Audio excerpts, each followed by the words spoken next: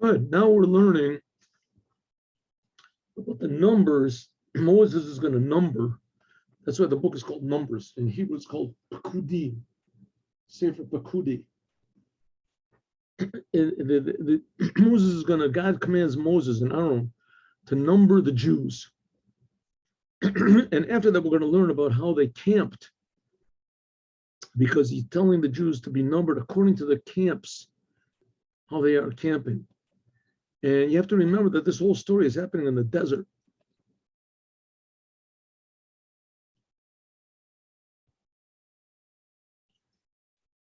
And the Jewish people, they camped in the desert. They camped, and then they moved.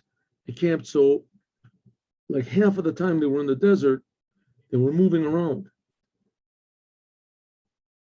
from place to place. 42 journeys they took. And every time they would move, they would take apart this tabernacle.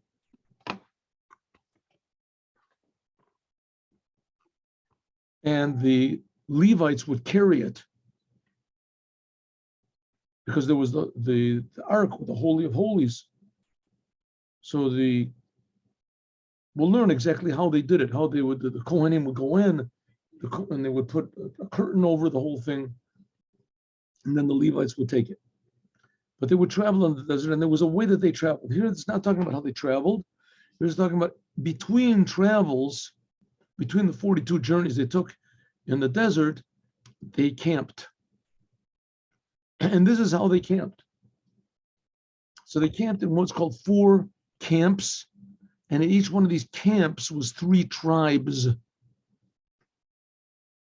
And the Levites,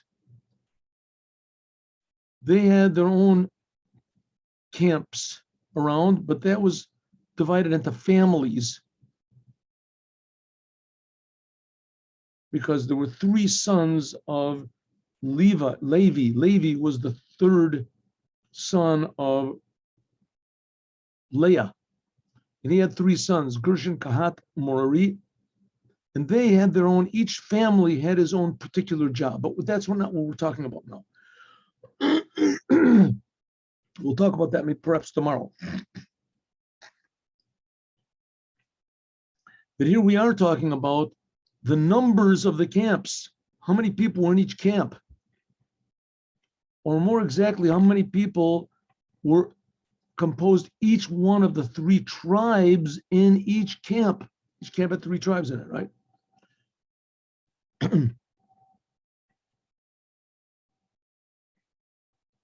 So here is the entrance to the Mishkan. This is the eastern side. This is the western side. So the eastern side is from here. So over here camped Moses and Aaron. That's basically the only Kohanim that there were. Aaron was the only Kohen, and his 2 sons. You got 2 more sons that they died. We'll talk about that today. Aaron, this is the entrance. And here's where the Holy of Holies was. See, can you see? I hope. Well, let's see. Maybe I don't know this. See if I can get my pointer over here. My fire pointer. Oh, same thing. Here's the tabernacle. They didn't put the picture of the altar here, the outer altar. It's not pictured here, but it is. It should be over here. And here we have the camps, how they're camped around. Here's the entrance. You would come in from the eastern side, go toward the west. And this side was camped, the camp of Yehuda. And Yehuda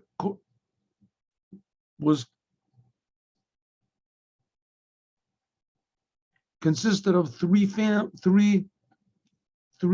tribes. 3 tribes. Yehuda, of course, he was one of them, and Yisachar and Zvulun. Yisachar and Zvulun, all these 3, they were sons of Leah. Yehuda was in the beginning, and then afterwards, later on, Leah had 2 more sons, Yisachar and Zvulun. So they were camped over here at the entrance of and between them and the tabernacle was camped Aaron and Moses, and Aaron with his 2 sons. There was 4 sons before they rushed in, but his 2 sons.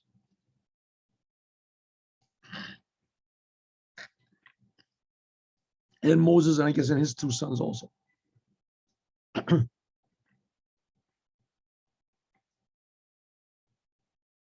On the other side, on the western side, is Reuven. Reuven was really the first son.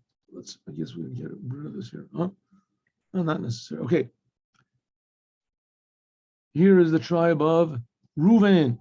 Reuven was on the south side. South side. Reuven. Reuven was really the first son that was born.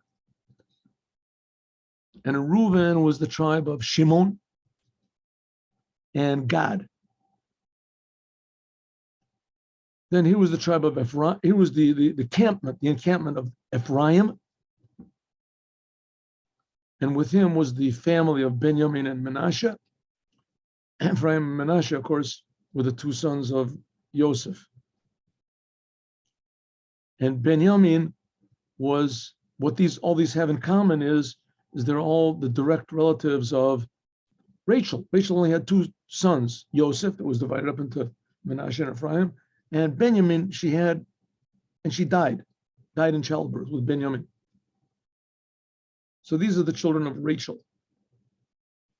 And here we have the last tribe. When they were traveling in the desert, this would be the last tribe to travel, and that was the last camp, rather, to travel. That was Dan, the tribe of Dan, with Naphtali and Asher. Good? Yes. Naphtali and Asher. And that's how they would camp. How many people were in each camp? How many? Let's have a look here. It says, let's start from Reuven. Reuven, he was the firstborn. We got Reuven together with Shimon and Gad, right? So you have Reuven was 46,500. Shimon was 59,000. Gad was 45,650. Reuven, the camp of Reuven. Let's go to Yehuda. Here's the camp of Judah. Yehuda had 74,000, the biggest of all the camps. Yisachar, 34,000. And Zevulun had 57,000. Let's go now to Ephraim. Ephraim, 40,000. Manasseh, 32,000. Benjamin, 55,000. Then we have Dan, Naphtali, Asher. Dan, 62,000. Asher, 41,000. Naphtali, 53,000. What about the Levites? We count them also. The Levites we said three families. There was, but they weren't counted from 20 years and up, like all the others were counted. They were counted from 1 month and up. They were counted 1 month. There's Gershon, Kahat, and Merari. Gershon was 7,500.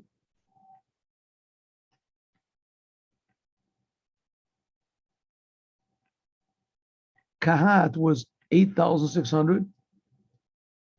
And Merari was 6,200. And that's how many from 1 month up. But how many could actually serve in the temple? That was right in the tabernacle.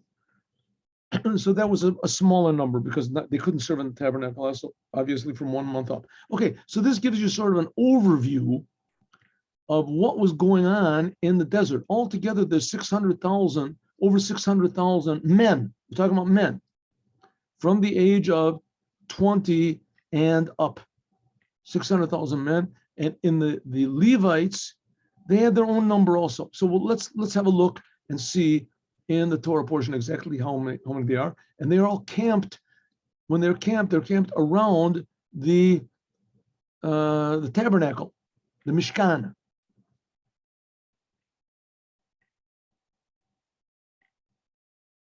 Okay, let's go. Now, each one of these tribes of Levi are going to be entrusted with a different carrying job in when they're traveling in the desert. A different parts of the tabernacle are going to be carried. Right? God is going to carry the ark and etc. And Gershon is going to carry the drapes, and Merari. We'll see. Let's have a look. The boards. where are we now? Oh, here we go. Back to this. Now we're going to go like this. We're going to go like this. Oh, good. Yes, I hope. Yes. All right, so now we can maybe we have a sort of an overview of this whole business. So let's have a look and see what's happening. So what did we say? Yesterday, we talked about that every single tribe had their own leader. And we went through the 12 leaders of the 12 different tribes. Vayikach Moshe Aaron, and Moses and Aaron took these people, these leaders that they took by name. They took them. These 12 Nisim, says Rashi, these 12 leaders of the tribes, that they were mentioned here by name.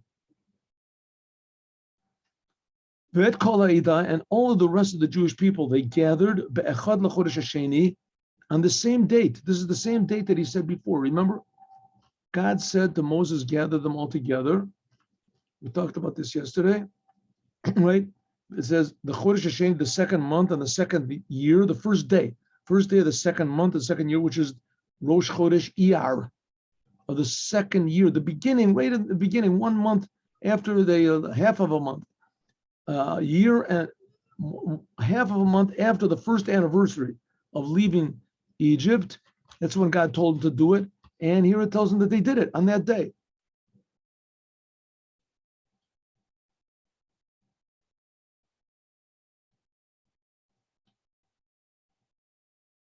What happened? Oh. Yes. So, okay. So Moses and Aaron took these people that were mentioned by name and all the entire congregation that gathered on that same date that we said before, the first day of the second month in the second year.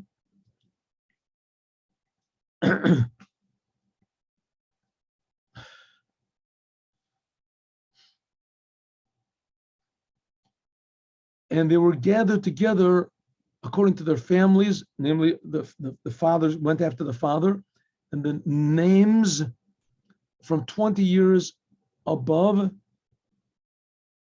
to count them. Rashi says, Heviu misifre yochasim. They brought books, what's it called? Lists of the family trees of everybody. And also testimony, they could testify to which family everybody came from. Kol echad be'echad, yidyaches kol hashevet. In order, okay, so the Jews, now this is only 1 year after they left Egypt. And in Egypt, so they tried sort of to keep their identities of their names, but still they were in Egypt for 210 years. From the time that the 12 tribes, the 70 original people went into Egypt, there's the 12 tribes with their sons, that's listed in the end of the book of Exodus. In the beginning of the book of Exodus, it's all listed who went down into Egypt. And now 210 years later, everybody has to be connected to their tribe. Which tribe you came from, right?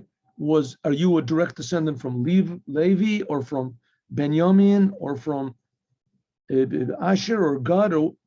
So they had it listed and written. Everybody knew how many. They have to realize that in the short amount of time that the Jews were in Egypt, they gave birth to a tremendous number of people.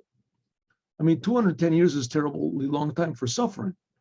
But on the other hand, if you think they went down with 70 people, and in the course of 210 years, they came out with about 3 million. And according to the most moderate estimation, that 3 million was only 1/5 of the Jewish people. But let's not talk about how many were left back in Egypt. Let's just talk about how many miraculously got out, because it was a miracle that anyone got out.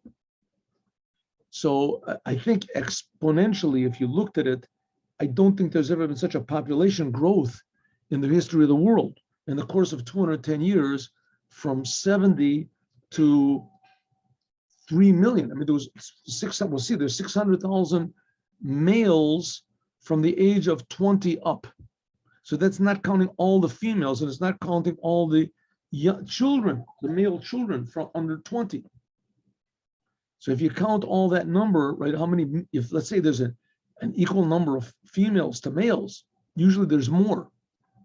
So if 600,000 got out, males from the age of 20 up, so it means that there was, a good number of males under the age of 20.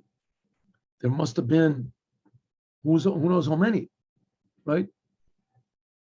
So 600,000 got out. You figure there must be another, equal number of women that got out. That's already 1,200,000.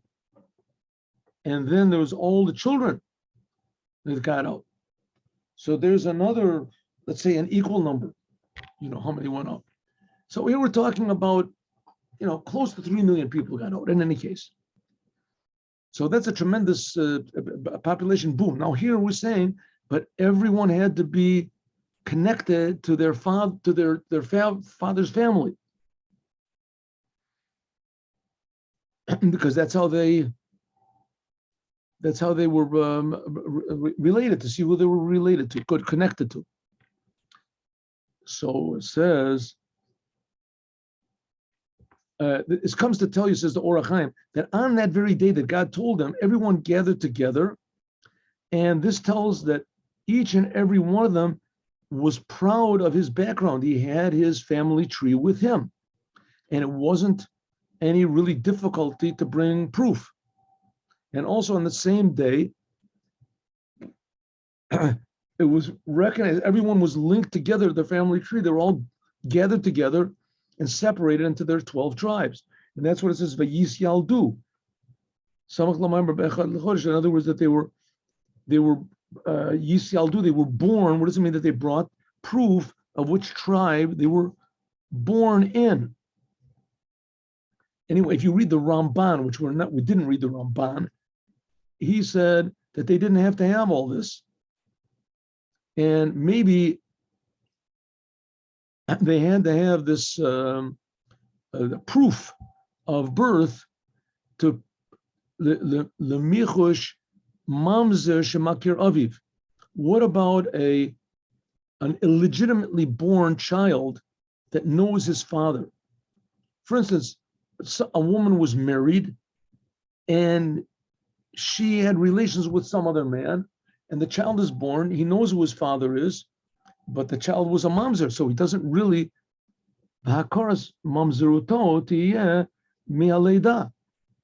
So therefore, you had to bring a proof of that he was born kashrut, because if not, then a mamzer could say in the Sefer Yechasim ad Yakov asher holidu hodiu imo. He could relate himself back to Jacob, but still he wouldn't be able to marry. A mamzer is not allowed to marry anyone, and if they do, the child is also a mamzer. So everybody had to prove that their mother and their father were good. Maybe that's the answer. Okay. Here he says he says a different reason, Sephorno. Why did they have to prove which family they came from? Why? It says because they had to count them in order that when they went into war, the intention was that they would keep their family name, because the merit of their forefathers would guard over them. And so they had to have proof that they came from, their family. And it could be, let's say, that maybe the Egyptians had relations with the Jewish women, so the children would be Jewish, but they wouldn't have any merit of their fathers, of their forefathers. So they had to bring.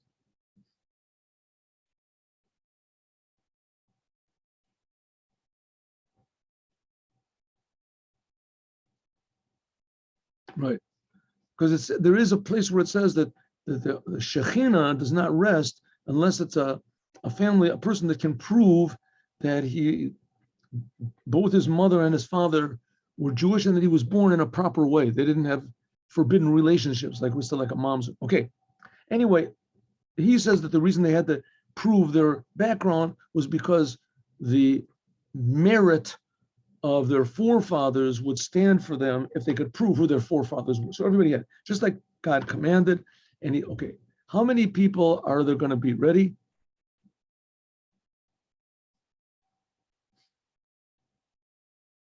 Vayu b'nei Reuven, the number of children and the tribe of Reuven, the firstborn, told Osam their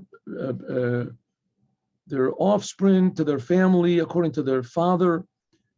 How many? All the men that were there, all the men from 20 years and up that they went up. How old would they be? Reuven was 46,500.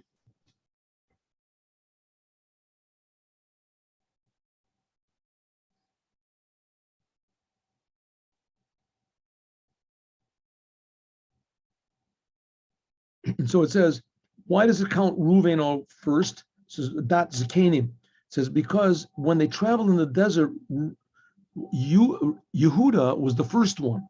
Yehuda would travel first. So therefore, it gives over here a reason why Reuven was counted first. Why? Because he was the first born. So that's what it says. Reuven,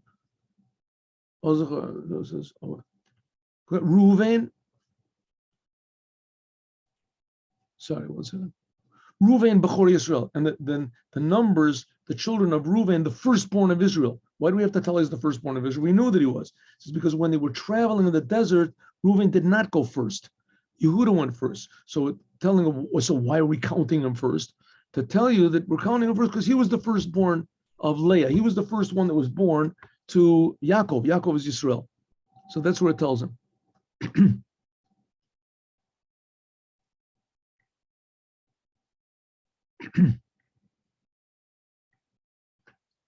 Okay, how many were there? So what did we say? 46,500. Shimon, they traveled together with Reuven. Shimon and Gad. Shimon, how many did they have? We said, Mispar Shemot, Legugalotam, Kol Zachar, Miben Esrim Shana V'Mala. How many are there? Shimon, there were 59,300. What about Gad? How many people were Gad? It says the same thing over and over again. Bnei Gad told us some mishpachosam lebeisan b'mispar shemos miben esrim shana ava malako yotzei tzava. How many? Pekudeiim lamate Gad, 45,650. Now you can ask a simple question: what do we care about this? I mean, this whole number counting. This was like 3,330 something or 29 something years ago. What do we care? So the answer is that this is not just a history book. There are great, deep, mystical secrets that are concealed in all of these numbers. And not that I know what they are, but there certainly are. So there's deep meaning, which are in every single one of the tribes. And those things are spiritual. Like we said before, they wanted to know the family names so that it'll be the merit. So the same thing, the Jewish people, we have the merit of all of these people that were in the desert. How many were in Yehuda? There was 74,600. That was the biggest tribe. Yisachar, how many did they have? Yisachar, 54,000. These are all the numbers that I told you before. Remember when I showed you all those numbers before? These are the same numbers. Zavulun, how many were Zavulun? The number of people in Zavulun were 57,400. The children of Yosef was divided into two camps. Yosef didn't have a camp. He had two camps. One was called Ephraim and one was called Menashe. Ephraim was 40,500. Manasseh was 32,200. Benjamin, how many were in Benjamin, and etc. The number of Benjamin, how many were in Dan? That was the when they were traveling. That was the last of the camps. How many were in Dan? The tribe in Dan had 62,000, etc. Asher, how many were in Asher? It says there was 40,500. How many in Naphtali? Naphtali had 53,000. These are the numbers that Moses counted of the leaders of Israel. How many were there? The 12 of the 12 different tribes, each one according to his tribes. All of the numbers of the Jewish people, if you count all these up, and this is without Levi, that he counted with, there were 20 years up, and all of them of the hosts of the Jewish people, and said somewhere, I don't remember, that this was also a big miracle, because usually if you have a country, not everybody that's 20 years old, all the men that are 20 years old are fit for war. Not all of them are fit. Sometimes you have a cripple, sometimes you have this, right? You can't, and not everyone was fit for war. By the Jewish people, every single person above 20 years old was healthy and was fit for battle. Anyway, how many of them were all together? Right? I hope you were counting when I said the numbers. Probably not. I also wasn't, but here we go. 600,000. 603,000, 515. 603,550.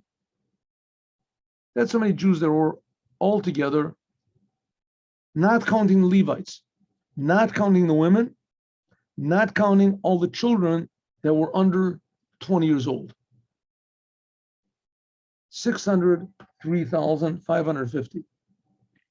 But the Levites were not counted among them. Why not? We see there's several reasons. Number one, the Levites didn't have the same job as everybody, and they didn't go to war. Number two, the Levites were counted from 1 month up, not 20 years old and up.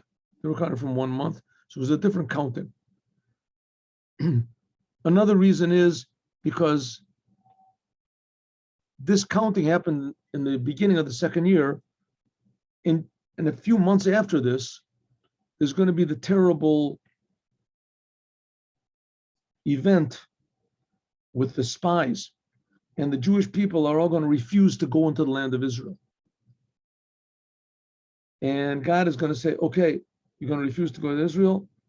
So everyone from 20 years up is going to die. According to some opinions, the Levites were not in that decree. So therefore, we want to know who the people that were 20 years up. But the Levites, they got into a different problem with Korach, but we'll talk about that. Okay, let's go and see.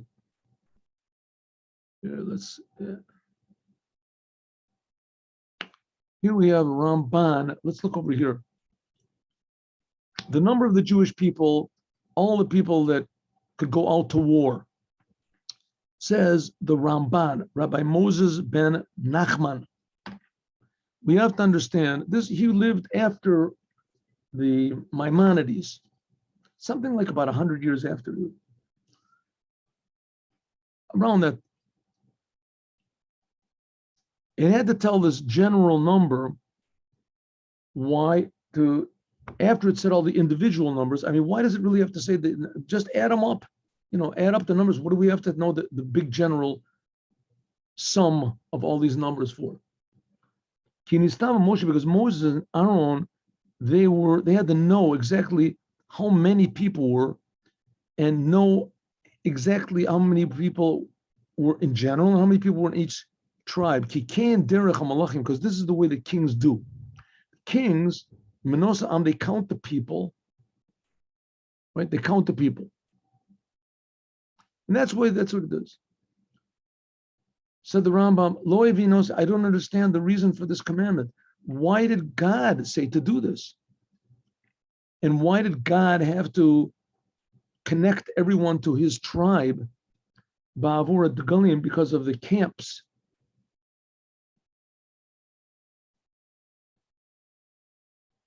Of a Yediyat Mispar Lo Yadati. I can understand that God wanted that everyone had to know which tribe he went into, right? To know this, because each tribe had their own nature, each tribe had their own way of praying, of serving God. There were different personalities, and generally these personalities fit into these 12 different categories, generally speaking. So that I can understand. But why is it so important, the number? Why do you have to know the number? Maybe to tell the great kindness of God. Because only 70 people went down into Egypt. And now, they're like the sand on the sea. So many that are just 20 years and above. After all of the plagues that were there, that occurred, as Yamin, with the golden calf and etc. Yaminam, God said Moses to count them, Lahodia, Kihu Mashgia. Mashgia. Lagoyim Yimchatz Viadav Terefeno. So that it will be like a praise in front of that God can elevate nations, and that all the other nations will be like weak. Some of the rabbis say that no, the reason that God counted was not just that the Jews should know of the great kindness of God, but God loved the Jews so much, so therefore he's always counting them. He's always counting. But and also, ki abol lifnei av anavim, a person that comes before the greatest of all the prophets, Moses, ve'achiv, and his brother Aaron, Kodesh Hashem, the holy ones of God, v'hu noda aleihem b'shmo, yelo b'davar hazeh zechut, that Moses now will know how many Jews, each and every one will be counted, and this will be a tremendous merit, v'chaim, and life. Ki bo b'soda am, because he is coming in the secret of the Jewish people, and all these numbers are connected with very deep secrets. B'chtav b'nei Israel, so when he writes down the number of the Jews, v'zechut, and the merit, harabim, and the merit of the more Jews there are, the bigger the merit there is, the misparam in their number. Became the kulam.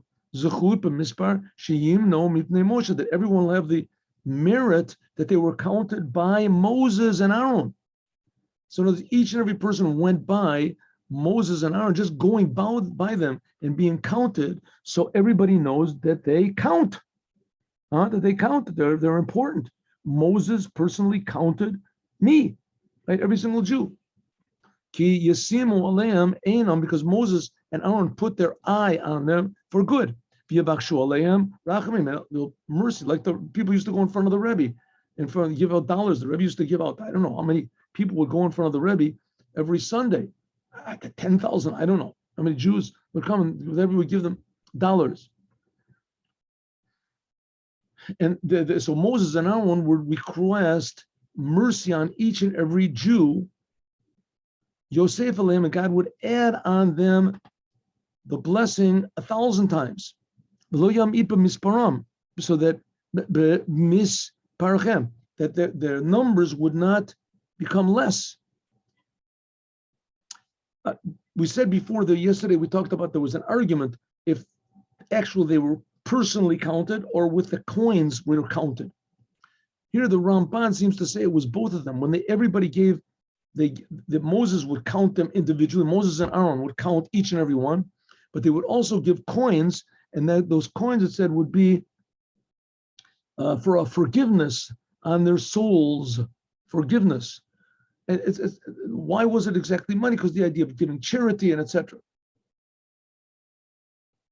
The Rebbe, by the way, when people went by the Lubavitcher Rebbe, he would give everybody $1 and tell them that they should give this $1 or exchange the dollar, whatever. They could keep the dollar for themselves, but they should give at least $1 to charity, encouraging people to give charity. So that's why God commanded, another reason that God commanded to count them, to give honor and greatness for each and every one, so that one person couldn't say, how many people have you, how many children have you got, etc. But all of them should be going in front of God with fear and with, how do you say, honor. And God personally will be counting each and every one according to his family, according to his name of his family, and the merit that they have. So that's why it was important to give each and every one merit and also protection and blessing, that they were. Another reason he says in the end, I'll just skip because their time is up, is that God wants to know how many people there are so that when they go into battle, they'll have an idea of how to exactly divide the forces, because you can't rely on a miracle.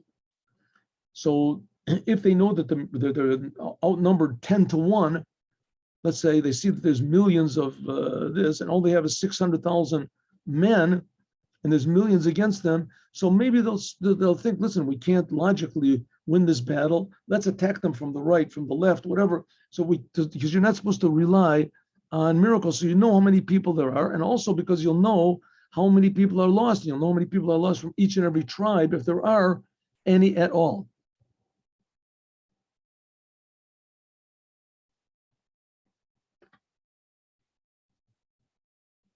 Right.